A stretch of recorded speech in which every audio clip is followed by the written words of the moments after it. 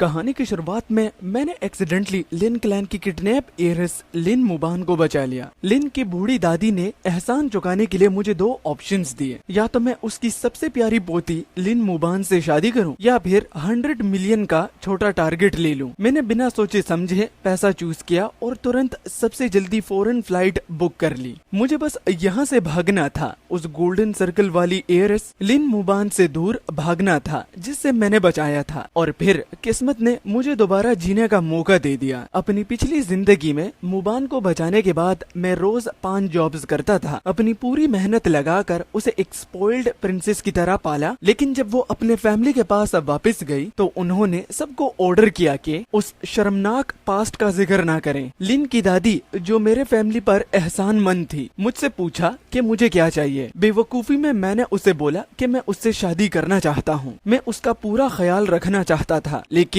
मुझे पता नहीं था कि फैमिली में वापस आते ही लिन मुबान ऑलरेडी गोल्डन सर्कल के एयर जियो से प्यार कर चुकी थी। शादी के बाद वो मेरे साथ बहुत ठंडी थी, इतना कि जब भी मैं उसका हाथ पकड़ता वो तुरंत जाके अपना हाथ ही धो देती। बाद में वो प्रेग्नेंट भी हो गई और अपने असली प्यार के साथ रहने के लिए उसने खुद मुझे एक खाई से धक्का दे दिया। मारने से पहले वो अपने हील्स में मेरे खून के पास आई और हंस कर बोली, तो जैसा गरीब और बेकार आदमी क्या सच में मेरा पति बनने के लायक भी है? मेरा पहला चॉइस हमेशा कोई और ही होगा। पर जब मैंने अपनी आंखें खोली, मैं वापस उस दिन पर आ गया जब लिन की दादी ने मुझे रिवॉर्ड पूछा था। इस बार मैंने अपने सारे इल्यूजन्स साइड में रख दिए और लिन मुबान की तरफ देखा भी नहीं। मुझे कैश चाहिए और यूनाइटेड स्टेट्स का टिकट चाहिए और पैसे। क्या तुम मेरे साथ कोई माइंड गेम खेल रहे हो? लिन मुबान की तेज आवाज ने लिन विला की लग्जरी साइलेंस तोड़ दी। वो एक जेन्युइन लेदर के यूरोपियन सोफा पर बैठी थी, हाथ क्रॉस किए हुए, और उसकी आंखों में जो कभी सिर्फ मेरे लिए होती थी अब सिर्फ नफरत और मजाक था। उसे फैमिली में वापस आए सिर्फ 3 दिन हुए थे। जो सस्ता सा कॉटन ड्रेस मैंने अपनी सेविंग्स से खरीदा था वो अब रिप्लेस हो चुका था एक हाई फैशन शनेल के आउटफिट से। उसके गले में चमकता हुआ डायमंड नेकलेस जैसे हम दोनों के बीच के क्लास डिफरेंस को क्लियरली दिखाता था। लिन की दादी मेन सीट पर सीधी बैठी थी, हाथ में पर्पल सैंडलवुड का रोजरी और